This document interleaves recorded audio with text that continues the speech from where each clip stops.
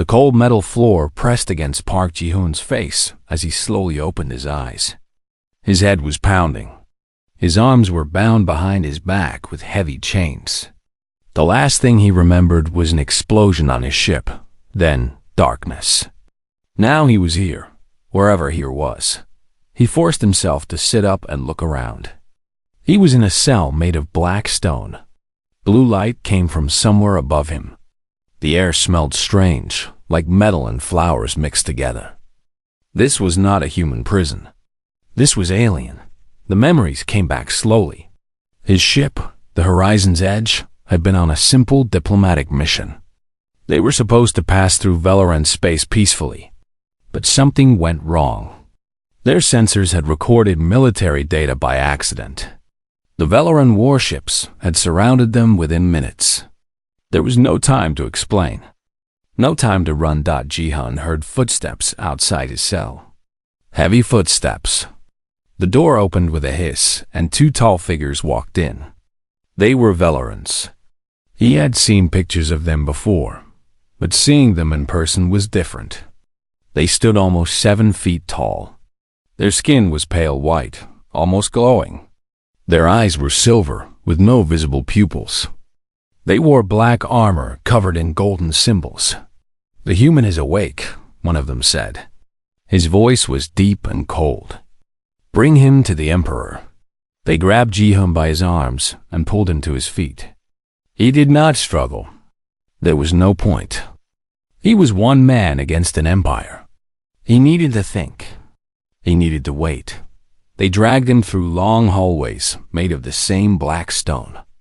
The walls were covered with paintings of battles and conquests. This was a species that loved war. That much was clear. Valoran soldiers stood at every corner, watching him with those silver eyes.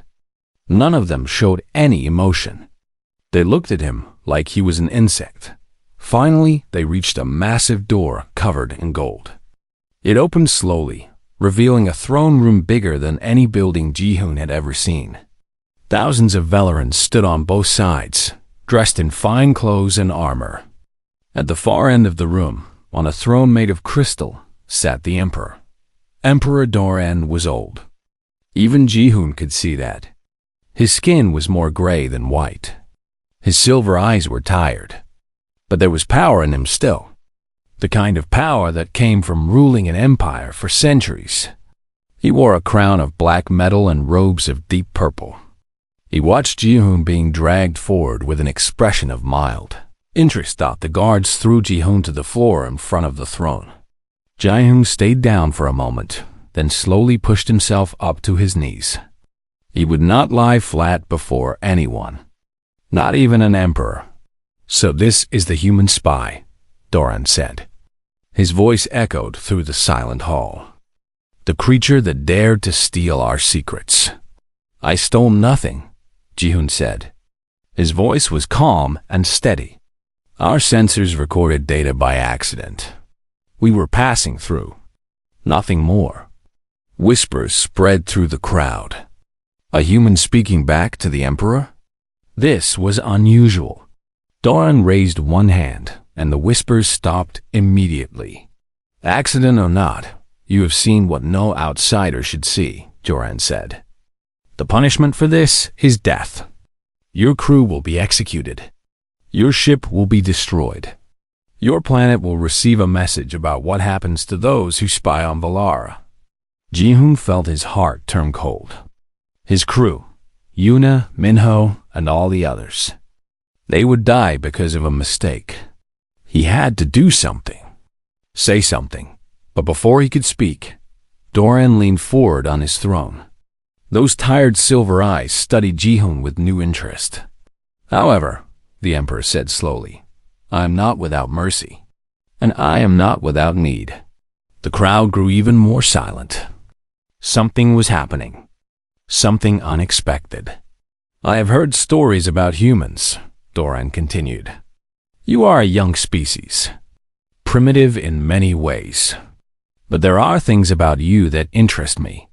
You adapt quickly. You breed quickly. You survive injuries that would kill other species. And most importantly, your genetics are compatible with almost any humanoid race. Ji-hoon did not like where this was going. My empire is dying, Duran said. The words seemed to pain him. We have been at war with the Keth Horde for 100 years. Our population shrinks every decade. Our bloodlines grow weak. I have one daughter, one heir. She has refused every suitor I have presented to her. And without an heir from her, my dynasty ends. The empire falls into civil war. Everything my ancestors built turns to dust. He stood up from his throne. Even old and tired, he was tall and frightening. You will not die today, human, Doran announced. Instead, you will marry my daughter. You will give her children. Your human blood will mix with our royal bloodline and create something stronger. Something that can survive. The crowd erupted in shock. Nobles shouted in anger. Generals protested. A human marrying into the royal family? This was madness. Ji-hoon stared at the emperor in disbelief. You cannot be serious. I am always serious, Doran replied. I refuse, Ji-hoon said firmly. I am not some breeding animal. I have a crew to protect, a home to return to. Find someone else for your plans. Doran smiled. It was not a kind smile. It was the smile of someone who always got what he wanted. You misunderstand, human, he said softly. This was not a request. Your crew lives only as long as you cooperate. Your home planet stays safe only as long as you are useful to me. You will marry my daughter. You will give her heirs. And you will do it with a smile, or everyone you love will suffer. Ji-hoon felt the chains on his wrists grow heavier. He looked around the throne room at thousands of hostile faces. He thought about Yuna and Minho, locked up somewhere, waiting for news. He thought about Earth so far away, with no idea that one of their captains was being turned into a political prisoner. He had no choices. Not real ones. Your daughter, Ji-hoon said quietly. Does she know about this plan? Doran laughed. It was a cold, empty sound. She will be informed shortly. I expect she will be even less pleased than you are. My daughter is a warrior, not a bride. But she will obey, just as you will obey. The guards pulled Ji-hoon to his feet. Take him to his chambers, Doran commanded. Clean him. Dress him. Make him presentable. He meets his future wife tomorrow. As they dragged him away, Ji-hoon made himself a silent promise. He would play along. He would survive. But one day, somehow, he would find a way out of this cage. One day, this emperor would regret ever capturing a human. Humans were very good at waiting, and even better at revenge. Princess Nara walked through the palace halls with fire in her silver eyes. Her boots struck the stone floor like hammer blows. Servants saw her coming and quickly moved out of her way. They knew that look. The princess was angry, and an angry princess was dangerous. She had just received the message from her father. A marriage. To a human. Some primitive creature from a backwater planet on the edge of the galaxy. After everything she had done for the Empire, after all the battles she had fought, after all the blood she had spilled, this was how her father rewarded her. By selling her to an alien? Nara had rejected 7 noble suitors over the years. Lords and princes from the greatest families of Valara had asked for her hand. She had refused them all. She was a fleet commander, a warrior. She had sworn to herself that she would never become some man's trophy wife. Locked away in a palace while her husband took all the glory. And now her father wanted her to marry something that was not even Velar, and she reached the door to the humans' chambers. 2 guards stood outside. They bowed when they saw her. Open it, she commanded. Your Highness, the Emperor said. I said open it. The guards quickly obeyed. Nara stepped inside and let the door close behind her. The human was standing by the window, looking out at the night sky. He was shorter than she expected. Valorans were tall, and this creature barely reached her chin. His skin was a light brown color, and his eyes were dark. He wore simple white clothes that the servants had given him. His black hair was still wet from bathing. He did not turn around when she entered. He just kept looking at the stars. "So you are the princess," he said calmly. "The one I am supposed to marry." Nara felt her anger rise even higher. How dare he speak to her so casually? She crossed the room in 3 quick steps and grabbed his shoulder, spinning him around to face her. "Look at me when I speak to you, creature," she said coldly. The human looked at her. There was no fear in his dark eyes. No submission. He met her gaze directly, calmly, as if she were just another person and not the princess of an empire. "My name is Park Ji-hoon," he said. "Not creature. If we are going to be forced into this situation together, you might as well use my name." Nara had expected him to cower, to beg, to cry for mercy. Every other prisoner she had ever met had done so.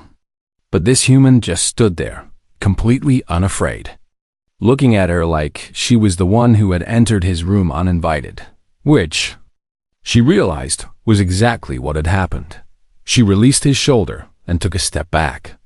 "I did not come here to introduce myself. I came here to tell you that this marriage will never be real. I do not care what my father commands. I will never accept you. I will never touch you. I will never give you children. You are a tool for politics, nothing more." Ji-hoon nodded slowly. "Good, because I have no interest in this arrangement either.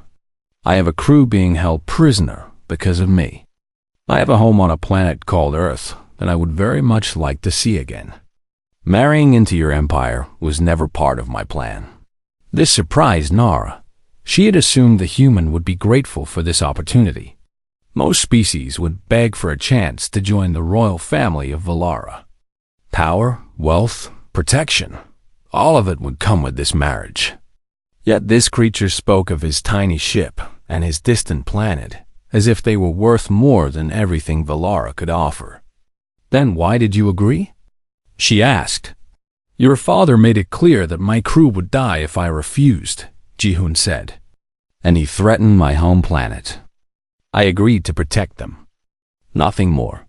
Nara was silent for a moment. She understood that reasoning. She had made similar choices during the war. Sometimes you sacrificed yourself to save others. It was what leaders did. She walked to the other side of the room and sat down on a chair. The anger was still there, but something else was growing alongside it. Curiosity. "Tell me about this war with the Keth," Ji-hoon said. "Your father mentioned it. He said the empire is losing." Nara looked at him sharply. "That information is not for outsiders. I am about to marry into your family. I think that makes me an insider now, whether either of us likes it or not." He had a point. Nara hated that he had a point. "The Keth Horde has been attacking our borders for 100 years, she said finally. "They are monsters. Huge, savage creatures that live only for war and destruction. They breed faster than we do. They have no fear of death. For everyone we kill, 10 more take its place. And your population is shrinking," Ji-hoon said. "Valarans do not reproduce easily. It takes decades for us to raise a single child to adulthood. The Keth can raise an army in 5 years. We are simply running out of soldiers faster than we can make them. So your father wants human Valaran children because humans breed faster." Nara felt her face grow warm with embarrassment and anger. He wants heirs that carry royal blood but have human endurance. He thinks such children could turn the war around. It is a desperate plan from a desperate old man. Ji-hoon walked over and sat down across from her. "Then we are both prisoners here. You of your duty, me of your father's threats. We both want the same thing, to get through this with as little damage as possible." Nara studied him carefully. In the dim light of the room, He looked very ordinary. Small, weak, fragile. Yet there was something in his eyes that she had not seen in a long time. Determination, patience, the look of someone who had faced hard times before and survived. "My first officer contacted me earlier," Ji-hoon said quietly, "through a hidden channel. Her name is Yuna. She and my crew are being held on a prison moon. She's working on an escape plan. If I can get us out of here, will you stop us?" Nara should have reported this immediately. She should have called the guards and had him locked in a real cell. That was her duty as a princess and a commander. But she was tired. Tired of duty. Tired of being used as a political tool. Tired of watching her people die in a war that never ended. "I will not help you escape," she said slowly. "But I will not stop you either. Get your people out if you can." "I do not care anymore." Ji-hoon nodded. "Fair enough." They sat in silence for a while. Two strangers trapped in the same cage, forced together by powers greater than themselves. They were not friends. They were not allies. But in that moment, they understood each other.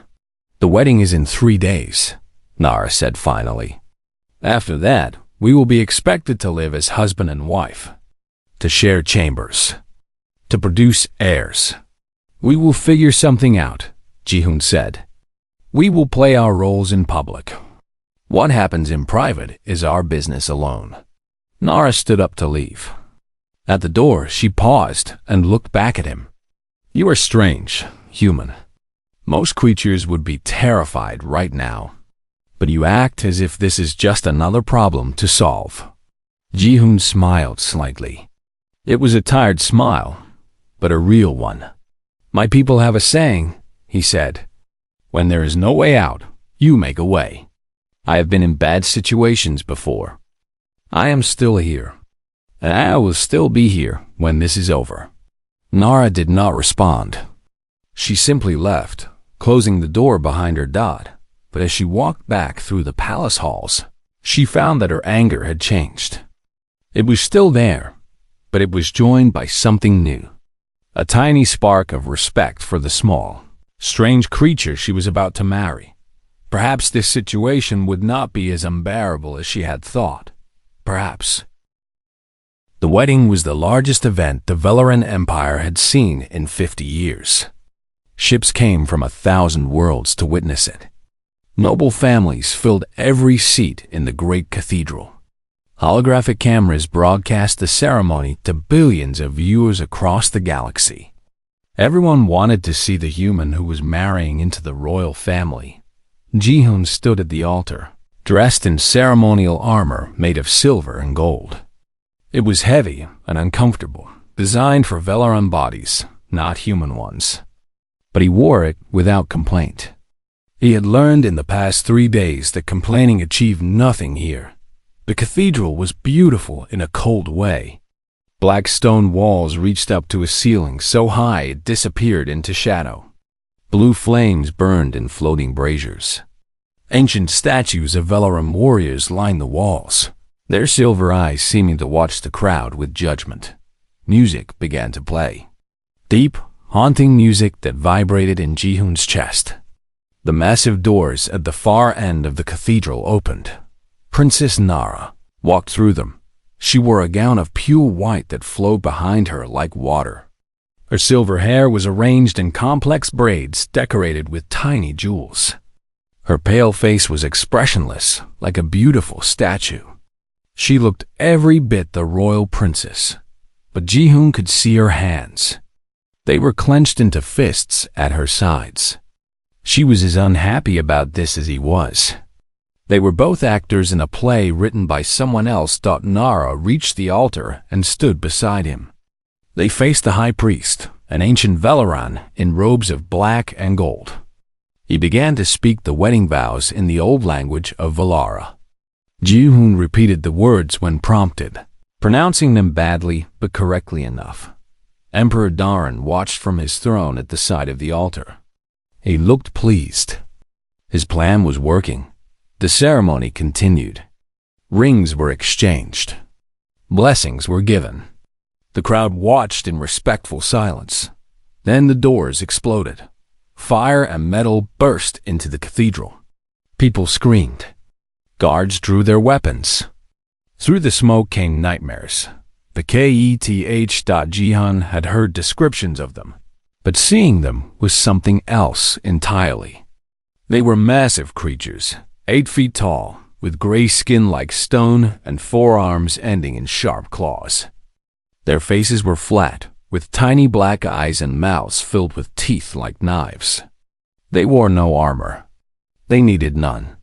Their skin was hard enough to stop most weapons. There were 12 of them. An assassination squad. They moved through the panicking crowd with terrible speed, cutting down anyone in their way. "Protect the Emperor!"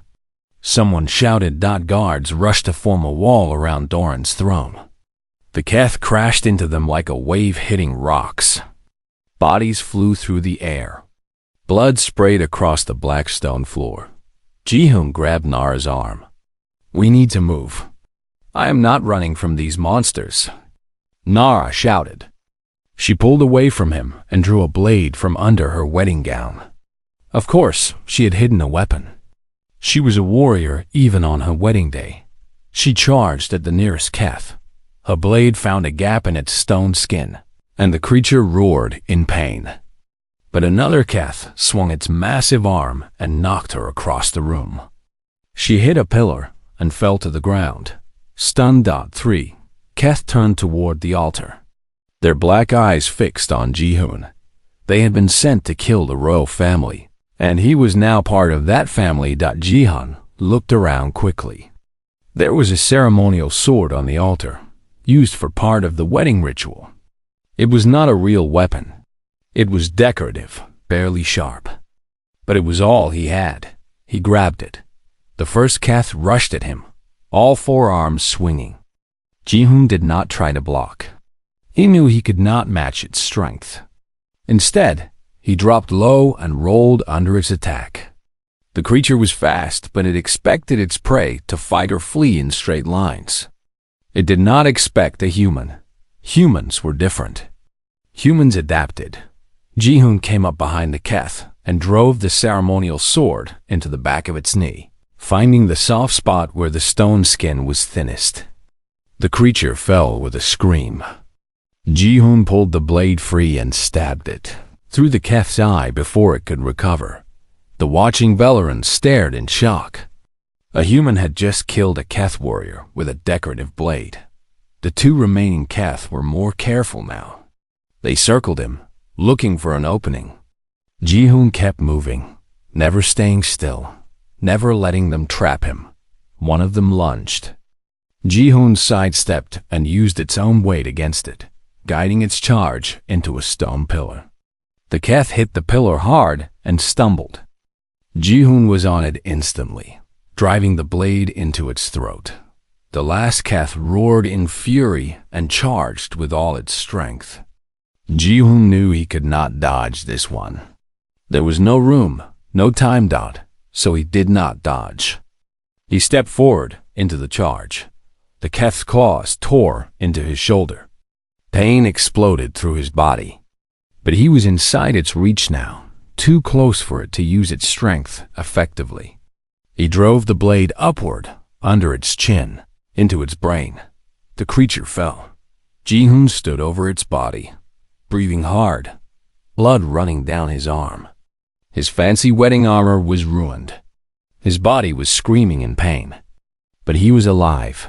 He looked around the cathedral. The other Keth had been killed by the guards, but the cost was high. Dozens of nobles lay dead. The high priest was among them. The beautiful cathedral was now a scene of horror. Emperor Doran was unharmed, protected by his guards. He stared at Jihoon with an expression the human could not read. Nara limped over to him. She had a cut on her forehead and she was holding her ribs, but she was alive. "You killed 3 of them," she said quietly, "with that toy sword." "They were not expecting me to fight back," Jihoon said.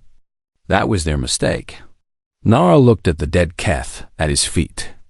Then she looked at him. There was something new in her silver eyes, something that had not been there before. "You saved my life," she said. "You would have done the same for me." "I am not sure I would have," she admitted. The guards finally reached them, forming a protective circle. Medical teams rushed in to treat the wounded. The wedding, obviously, was over, but his servants helped Ji-hoon walk to the medical bay. Emperor Doran's voice cut through the chaos. "The ceremony will be completed tonight," the emperor announced. "In private. The marriage will happen. The Keth will not stop us." Ji-hoon looked at Nara. She looked back at him. There was no love between them. But there was something else now. Respect. Understanding. That night, in a small private ceremony with only the emperor as witness, they were declared husband and wife. Afterward, they were led to their shared chambers. The door closed behind them. They were alone. "I suppose this is where we are expected to," Nara began, then stopped, looking uncomfortable. "No," Ji-hoon said firmly. "We talked about this. What happens in private is our business alone. Tonight we talk. That is all." They sat together by the window, looking out at the stars. Ji-hoon told her about Earth, about blue oceans and green forests, about a species that had nearly destroyed itself a dozen times, but always survived. About his home so far away. Nara told him about her mother, killed by the Keth when Nara was barely an adult. About a war she had been fighting for most of her life. About an empire she loved, but that was slowly dying. They talked until dawn. Two strangers learning to be allies, and somewhere in that long night, without either of them realizing it, the first seeds of something deeper were planted. Not love. Not yet, but the beginning of it. 3 months after the wedding, Ji-hoon sat in his first war council meeting. He was not supposed to speak. Emperor Doran had brought him along only because Nara had insisted. The admirals and generals looked at him like he was an insect that had crawled onto their table. The meeting was about the war. It was always about the war. Admiral Haken, a tall Velaran with a scarred face, pointed at a holographic map floating above the table. "The Keth have taken 3 more systems in the past month. Our fleet at Sector 7 was destroyed. 4,000 ships lost. How did they destroy our fleet?" Ji-hoon asked. The room went silent. Everyone stared at him. A human speaking in a war council? This had never happened before. Admiral Haken's silver eyes narrowed. "You were not given permission to speak, creature. I am asking a simple question," Ji-hoon said calmly. "How did they destroy the fleet?" Nara, sitting beside him, put a hand on his arm. A warning. But Ji-hoon did not stop. Emperor Doran raised his hand. "Let him ask. I am curious what the human thinks." Admiral Haken looked angry, but he answered. "Our fleet met them in open battle. We held formation as our ancestors taught us. We fought with honor. The Keth simply had more ships. They overwhelmed us. Did any of your ships retreat?" Ji-hoon asked. "Retreat?" The admiral said the word like it was poison. "Velerans do not retreat. To retreat is to show cowardice. Our soldiers fight until death." Ji-hoon nodded slowly. "And how has that been working for you?" The room erupted in angry voices. Generals shouted insults. One admiral stood up and reached for his weapon. Nara stepped between Ji-hoon and the crowd. "Enough!" Emperor Doran's voice cut through the noise. The room fell silent. "Let the human speak. He has killed more Keth in single combat than most of you have killed in your entire careers. I want to hear what he has to say." Ji-hoon stood up. Every eye in the room was on him. Most of those eyes were hostile. "I have studied your war records for the past 3 months, he said. "I have read the reports from every major battle, and I have found something interesting. You always lose the same way." "Explain," Doran commanded. "Your fleets form rigid formations. You advance in straight lines. You never retreat, never regroup, never change tactics based on what the enemy does. You fight the same way every time, and the Keth have learned exactly how to beat you. Admiral Haken slammed his fist on the table. We fight with honor. Our ancestors. Your ancestors are dead, Ji-hoon interrupted. And soon you will be too, if you keep fighting this way. The silence that followed was heavy, deadly. Ji-hoon continued. On my world, we have a word. Guerrilla. It means fighting a different kind of war. Small attacks. Hit and run. Destroy supplies instead of fighting armies. Attack when the enemy is weak. Retreat when they are strong. Never give them a fair fight. That is the way of cowards, another general said. That is the way of survivors, Ji-hoon replied. My species has used these tactics to defeat enemies far larger and stronger than us. It works. Your honorable tactics are not working. The proof is in your casualty reports. Emperor Doran leaned forward. What exactly are you proposing? Give me a small force. 50 ships. My crew and whatever Valoran volunteers want to join. Let me show you a different way to fight. The admirals laughed. 50 ships against the Keth horde? The human was insane. But Nara was not laughing. She looked at Ji-hoon with thoughtful eyes. She had seen him fight at their wedding. She knew what he was capable of. Father, she said, I request command of this force. I will work with the human. If his tactics fail, the loss is small. If they succeed, we gain a new weapon. Doran considered this for a long moment. Then he nodded. Very well. You have your 50 ships, princess. Show us what your human husband can do. 2 weeks later, Ji-hoon stood on the bridge of a small attack ship called the Swift Blade. Nara stood beside him. Behind them, Lieutenant Yuna worked at a tactical console. Sergeant Minho led a team of soldiers in the cargo bay. The Valoran crew watched their human officers with a mixture of curiosity and doubt. They have freed Ji-hoon's crew from the prison moon as part of the deal. Yuna and Minho had been eager to fight. The other humans had been sent to safer positions, but these two wanted to stay with their captain. Their target was a Keth supply depot on a small moon. It was lightly defended because no Valoran force had ever attacked supply lines before. That was not honorable. We attack in 1 hour, Ji-hoon announced. We hit fast. We destroy the fuel storage and food supplies. Then we leave before their reinforcements arrive. No heroic last stands. No fighting to the death. We do the damage and we run. This feels wrong, one of the Valoran officers said. It will feel right when it works, Ji-hoon replied. The attack went exactly as planned. They dropped out of faster-than-light travel right on top of the depot. Before the Keth could organize a defense, human and Valoran soldiers were on the ground, planting explosives. Yuna coordinated the timing from orbit. Minho led the strike team with brutal efficiency. 15 minutes after they arrived, they were gone. Behind them, the depot burned. It was a small victory. The Keth barely noticed. But Ji-hoon did not stop there. Over the next month, his small fleet attacked 7 more targets. Supply lines, communication stations, repair facilities. He never attacked main fleets. He never fought fair. He hit weak points and disappeared before the Keth could respond. The Keth commanders were confused. This was not how Valorans fought. This was something new.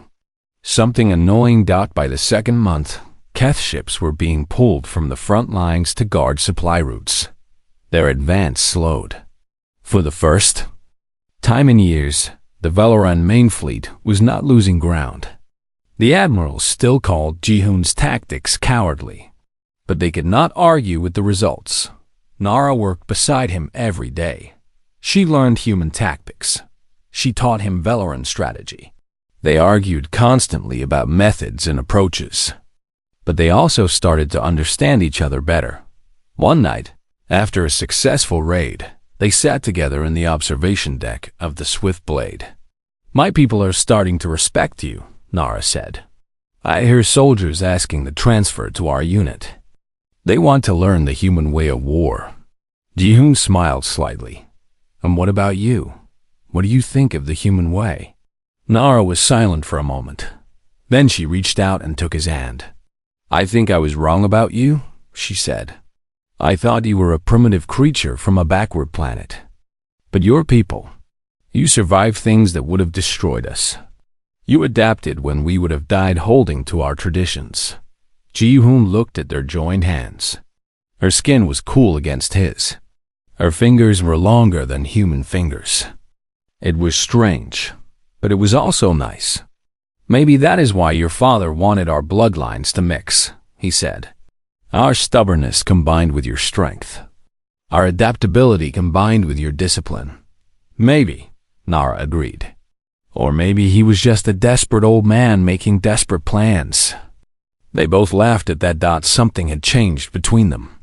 They were no longer strangers pretending to be married. They were partners, allies, friends. And perhaps, slowly, something more. But the war was not over. The Keth were still out there, and they had noticed the human causing them trouble. Soon, they would come looking for him. Ji-hoon did not know it yet, but the most difficult test of his life was coming, and it would break him before it was over. The Keth horde had ruled their sector of the galaxy for 1,000 years. They had crushed 100 species. They had destroyed civilizations that were old when their ancestors were still crawling in the mud. Nothing had ever truly challenged them. Until now. Barak, the Endless, sat on his throne of bones and watched the reports coming in from his commanders. Supply lines cut. Depots destroyed. Communication stations burned. His armies on the front lines were running low on food and fuel. The great advance had stopped, all because of one small creature from an unknown planet. Barak was old, even by Keth standards. He had lived for 800 years. He had killed millions with his own 4 hands. He had never known fear. But he knew curiosity, and this human made him curious. Bring me this creature, he commanded. Alive, I want to understand what it is before I destroy it. His best hunters were sent to find the human. Ji-hoon was leading a reconnaissance mission when they caught him. He had taken a small shuttle to scout a Keth staging area. It was supposed to be safe. Quick in, quick out. But the Keth had been waiting. They had tracked his patterns, learned his tactics, used his own strategy against him. The first warning was when his shuttle's engines died. Some kind of weapon he had never seen before. The second warning was the massive Keth warship appearing out of nowhere, directly above him. There was no fight. There was nothing he could do. His shuttle was pulled into the warship like a leaf in a river. Within minutes, he was in chains. They did not bring him to a prison. They brought him directly to Barak. The throne room of the Keth warlord was a nightmare. The walls were decorated with the skulls of conquered species. The floor was dark with old blood. Keth warriors lined the walls, watching silently. Barak himself was massive, even for a Keth. 10 feet tall, with skin like iron and eyes that burned with ancient fire. He wore armor made from the bones of his enemies. When he spoke, his voice was like rocks grinding together. So this is the human, Barak said slowly. The creature that has been causing so much trouble. You are smaller than I expected. Ji-hoon stood straight, despite the chains. His heart was pounding, but he did not let his fear show. He had learned long ago that predators attacked when they smelled weakness. Size is not everything, Ji-hoon replied. Your species is big and strong. Mine is small and clever. Look at your supply lines and tell me which matters more. Barak laughed. It was a terrible sound, like bones breaking. Clever words. I like that. Most prisoners beg for their lives by now. They cry. They offer to betray their people. But you stand there and insult me. Would begging help? No. Then why waste the effort? Barak leaned forward on his throne. Tell me about your species, human. Tell me why you fight the way you do. Your tactics are strange. No honor, no pride. You run from battles you could win. You attack from shadows. It is not the way of warriors. Ji-hoon met the warlord's burning eyes. You think you are predators. You think you are the strongest creatures in the galaxy. But you have never met my kind before. He took a deep breath. This might be his last speech. He wanted to make it count. My ancestors hunted animals 10 times their size. They chased them for days until the animals collapsed from exhaustion. They ate the other human species that competed with them. They crossed frozen continents on foot. They survived ice ages and plagues and disasters that killed most life on our planet. Barak was listening. Good. We are not strong, Ji-hoon continued. We are not fast. We are not tough. But we never stop. We adapt to anything. We survive anything. And we hold grudges for generations. You have no idea what you have awakened by making enemies of humanity. For a long moment, Barak was silent. Then he smiled, showing rows of knife-like teeth. Interesting. Very interesting. I want to know more about this species. I want to know how much pain a human can endure before it breaks. He turned to his guards. Take him to the questioning chambers. Find out everything he knows. But keep him alive. I want to watch him break. The questioning lasted 3 days. The Keth had many ways to cause pain. Some were physical, cuts and burns and broken bones. Some were mental, drugs that caused nightmares while awake. They asked about human tactics, about Valoran defenses, about weaknesses and secrets. Ji-hoon told them nothing. The pain was beyond anything he had ever imagined. There were moments when he wanted to die, when he begged his own body to just give up. But something inside him refused. Some deep human stubbornness that would not let go. On the second day, they broke his left arm in 3 places. He screamed until his voice gave out. On the third day, they burned patterns into his skin with acid. He passed out and woke up to more pain. But he did not talk. The Keth torturer, a creature that had broken thousands of prisoners, reported to Barak with confusion in his voice. The human refuses to give information. I have used methods that would kill a Valoran in hours. He endures them. His body heals faster than expected. His mind does not break. Barak came to see Ji-hoon personally. Ji-hoon was hanging from chains in a dark room. His body was a map of pain. One eye was swollen shut. His arm hung at a wrong angle. Blood dripped from a dozen wounds. But when he saw Barak, he smiled. A broken, bloody smile. 3 days, Ji-hoon whispered. Is that all you have? Barak stared at him for a long time. And for the first time in 800 years, the ancient warlord felt something he did not recognize, that it might have been doubt. Far away. On a Valoran warship, Nara received the news that her husband had been captured. She listened to the report with a face like stone. Then she calmly walked to the command center. Set course for Keth space, she ordered. Your Highness, Admiral Haken said carefully, a rescue mission would be suicide. The warlord's fortress is the most heavily defended location in Keth territory. I did not ask for your opinion, Admiral. I gave an order. The Emperor will never approve. My father, Nara interrupted, gave me a human husband and told me to make use of him. That human has done more damage to the Keth in 6 months than our entire fleet has done in 10 years. He has bled for this empire. He has fought for this empire. And I will not leave him to die alone in the dark. She looked around the command center. Her crew looked back at her with expressions ranging from fear to admiration. I am going to get my husband back, she said. Anyone who wants to join me, stay at your posts. Anyone who does not, get off my ship now. No one moved. Nara allowed herself a small smile. Good. Set course. Maximum speed. The rescue fleet launched 6 hours later. It was a suicide mission. Everyone knew it, but Nara did not care. Somewhere in the darkness, her husband was suffering. She would burn down the entire Keth horde to bring him home.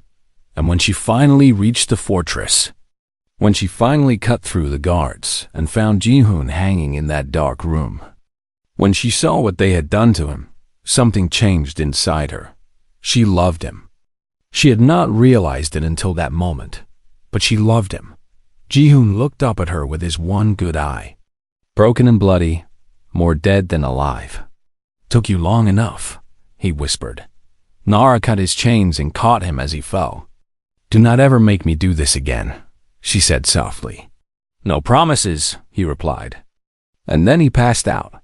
She carried him out of that nightmare place with her own hands. The Keth tried to stop her. She killed them all. Her husband was coming home. The story of Ji-hoon's survival spread across the Valoran Empire like fire. Everyone heard about the human who had been tortured by the Keth for 3 days and never broke. They heard about the scars on his body, the bones that had been broken, the methods that would have killed any Valoran within hours. And they heard that he had smiled at Barak the Endless and asked if that was all the warlord had. Ji-hoon became a legend overnight. When his medical ship returned to the capital, thousands of Velarans gathered at the landing platform to see him. Soldiers saluted as he was carried past. Noble families who had mocked him at his wedding now spoke his name with respect. Nara stayed by his side through everything. She held his hand during the surgeries to repair his broken arm. She changed his bandages when the nurses were too afraid to touch the famous human. She read to him when he could not sleep because of the nightmares. Recovery was slow. His body healed faster than a Velaran's would have, but the damage was severe. For 2 months, he could barely walk. For 3 months, his left hand shook so badly he could not hold a weapon. But he did not stop working. From his hospital bed, he planned operations. He trained new officers using holographic displays. He turned his survival into lessons for others. Pain is temporary, he told a room full of young soldiers. Fear is temporary.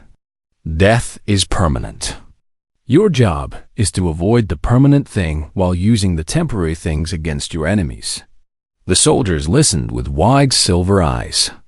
They had never heard anyone talk about war this way before.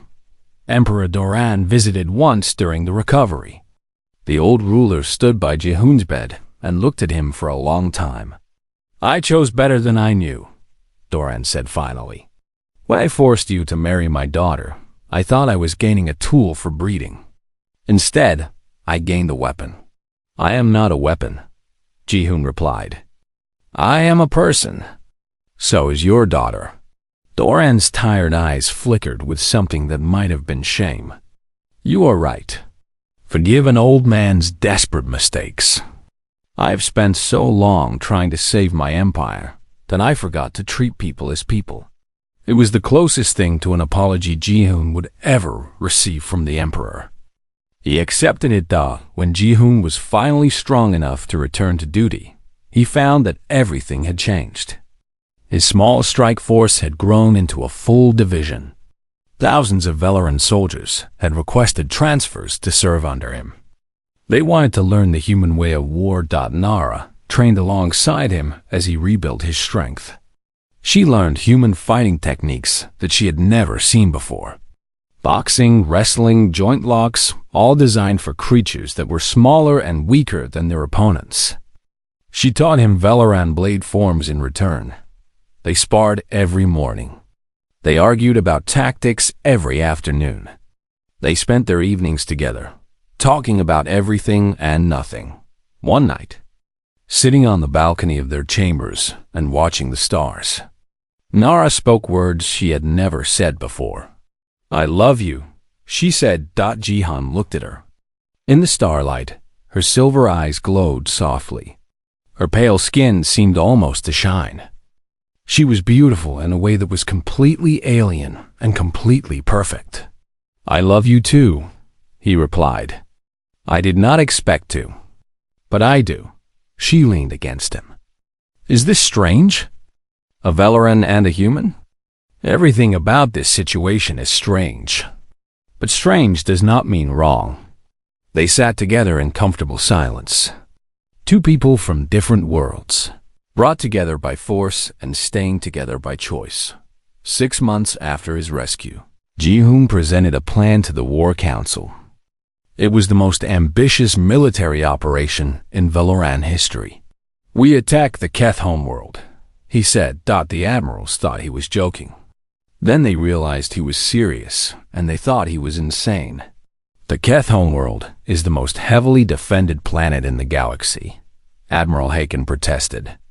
"We would need every ship in the Empire just to reach it.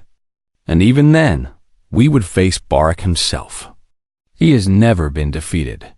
"Then, it is time someone defeated him," Ji-hoon replied. He explained his plan. It was complicated. It required precise timing, multiple deceptions, and the coordination of forces that had never worked together before. It was the kind of plan that only worked in stories. But Ji-hoon had made impossible plans work before. And the admirals, despite their doubts, had learned to trust him. Emperor Doran, now very old and very frail, gave his blessing. "I will likely not live to see the end of this war," he said. "But perhaps I can live to see its turning point. Do what you must, son of Earth. I give you command of my entire fleet." The assault on the Keth homeworld was brutal. It began with diversionary attacks across a dozen systems, drawing Keth defenders away from their capital. Then the main fleet struck, dropping out of faster-than-light travel right in the heart of enemy territory. Ji-hoon commanded from the bridge of the flagship, with Nara at his side. Yuna coordinated the tactical operations. Minho led the ground forces. The space battle lasted 12 hours. Ships exploded like fireworks in the darkness. Thousands died on both sides. But human tactics and Valoran discipline worked together in ways neither species had imagined possible. The Keth defenses crumbled. The ground assault was worse. Minho led his soldiers through the streets of the Keth capital, fighting for every building, every street, every room. The Keth fought with savage fury, but they were out-hot and outmaneuvered at every turn. Finally, Ji-hoon and Nara led a strike team into Barak's fortress. The same fortress where Ji-hoon had been tortured. The same throne room where he had been broken. Barak was waiting for them. "You have come back, human," the ancient warlord said. He held a massive blade in each of his 4 hands. "I should have killed you when I had the chance." "Yes," Ji-hoon agreed. "You should have." The fight was not elegant. It was not beautiful. It was 2 predators trying to kill each other with everything they had. Barak was stronger, faster. He had 800 years of combat experience. He should have won easily, but Ji-hoon had something Barak did not understand. He had something to live for. He had a wife waiting for him, a future worth surviving for, and he had Nara fighting beside him. Together, husband and wife brought down the immortal warlord. Nara's blade cut through his defenses. Ji-hoon's blade found his heart. Barak the Endless fell. The Keth horde, without their leader, shattered. Some surrendered. Some fled. Some fought to the death. But the war that had lasted a century was finally over. Ji-hoon stood over Barak's body, covered in blood and exhausted beyond words. Nara put her hand on his shoulder. "It is done," she said. "Yes," he replied. "It is done." They had won. Against all odds, against an enemy that had seemed invincible. They had won. And now a new future waited for them both. Emperor Doran died on a quiet evening, 3 months after the war ended. He passed away in his sleep, surrounded by the people he loved. His last words were to Nara, I was a hard father, he said. I used you and your husband as tools. But you proved to be more than I ever imagined. Lead our people well, my daughter. And let your humans show you how to live, not just how to survive. Then he closed his silver eyes and was gone. The funeral was the largest gathering in Valoran history. Representatives from 1,000 worlds came to pay their respects. Soldiers who had served under his command wept openly. Even former enemies sent messages of condolence. 1 week later, Nara was crowned Empress of Valara. The ceremony took place in the Great Cathedral, the same place where she and Ji-hoon had been married, the same place where they had fought the Keth assassins. It had been rebuilt after the attack, stronger and more beautiful than before. A symbol of the empire itself, Nara wore robes of gold and silver. A crown of black metal was placed on her head. She spoke the ancient words that bound her to her people, promising to protect them, to guide them, to sacrifice for them. Then she turned to Ji-hoon. My people, she announced, I present to you my husband, Park Ji-hoon of Earth, the man who taught us a new way to fight, the man who helped us win an impossible war, the man who stood against our greatest enemy and refused to break. The crowd murmured. A human standing beside the throne? An alien as consort to the Empress? This was unprecedented. Nara continued. Some of you will say that this is wrong, that a human should not hold such a position, that our bloodlines should remain pure. I understand your concerns, but I also know what this man has done for us. Without him, we would still be losing the war. Without him, our empire would be dying. He has earned his place at my side. She took Ji-hoon's hand and raised it high. I declare Park Ji-hoon to be Emperor Consort of Valara. His voice shall be equal to mine in matters of state. His children shall be heirs to the throne. And any who question his worth may speak their objections now. The cathedral was silent. Ji-hoon looked out at the sea of silver eyes watching him. Some were hostile. Some were uncertain, but many were grateful. Many were proud. He thought about how far he had come. A year ago, he had been a simple captain on a simple ship. He had been captured, imprisoned, forced into a marriage he did not want. Everything had been taken from him, and yet here he was, standing beside the ruler of an empire, married to a woman he truly loved, a hero to people who were not his own. Life was strange. A month after the coronation, Nara announced her pregnancy. The news spread across the galaxy. The heir to the Valoran throne would be half human. A new bloodline was beginning. A new dynasty. Some people celebrated. They saw hope in this child, a symbol of two species working together, a bridge between different worlds. Others were angry. Traditionalists protested in the streets. Noble families who had hoped to put their own blood on the throne whispered about coups and assassinations. Ji-hoon and Nara faced these threats together. They had survived worse. Are you afraid? Ji-hoon asked one night, his hand resting on her growing belly. A little, Nara admitted. This child will face challenges we cannot imagine. Half Valoran, half human. Different from everyone around them. It will not be an easy life. No, Ji-hoon agreed. But it will be a meaningful life. This child will be proof that different species can come together, can build something new, can create a future that neither could achieve alone. He smiled slightly. Besides, if anyone gives them trouble, they will have a Valoran warrior and a stubborn human as parents. Our child will learn to handle anything. Nara laughed. It was a sound Ji-hoon never got tired of hearing. You are right. Our child will be remarkable. They already are. The months passed. The empire slowly healed from the long war. New alliances were formed with species that had once been enemies. Trade routes opened. Technologies were shared. For the first time in living memory, the galaxy was at peace. Ji-hoon worked beside Nara every day. He advised her on matters of strategy and diplomacy. He trained her new generation of officers. He shared human knowledge with Valoran scientists and brought Valoran wisdom back to Earth. He even visited his home planet once for a brief and emotional reunion. He walked on Earth soil for the first time in 2 years. He saw his family. He told them about his life among the stars. "Will you come home?" his mother asked, tears in her eyes. Ji-hoon hugged her tight. "Valara is my home now, but I will visit. And one day, I will bring your grandchild to meet you." He returned to Valara with a heavy heart and a lighter soul. He belonged in 2 worlds now. It was complicated, but it was good. The child was born on a spring morning, when the twin suns of Valara filled the sky with golden light.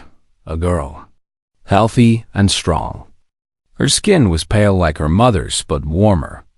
Her eyes were silver, but with dark rings around them, like her father's. She had 10 fingers and 10 toes, like a human, but her ears were slightly pointed, like a velar, and dot.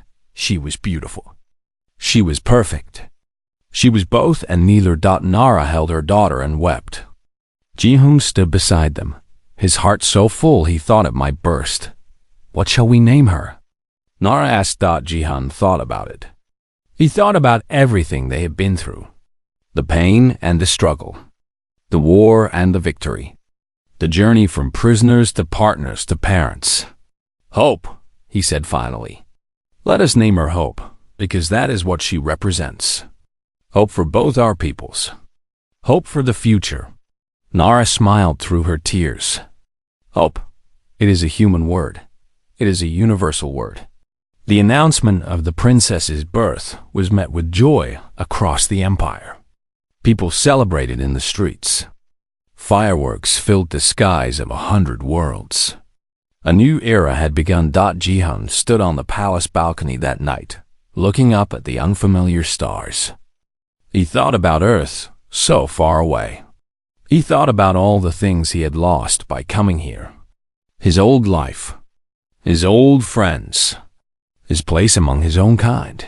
But then he thought about what he had gained. A wife who loved him, a daughter who would change the galaxy, a purpose greater than anything he had ever imagined. Nara joined him on the balcony, their daughter asleep in her arms. "Do you regret it?" she asked softly. "Being trapped here, so far from your home?" Ji-hoon looked at her, at the woman he loved, at the child they had created together, at the empire they would rule side by side. "I was never trapped," he said. "I was exactly where I needed to be." Nara leaned against him, and they watched the stars together.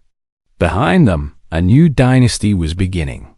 Ahead of them, a future full of possibilities waited. Across the galaxy, word was spreading about humanity, about the small, stubborn creatures who refused to break, who laughed at death, who married into the stars and changed everything. Other species began to seek out these strange beings, to learn from them, to ally with them, to fear them. The universe would never be the same. And in a palace on a distant world, a human father held his alien daughter and smiled. This was only the beginning.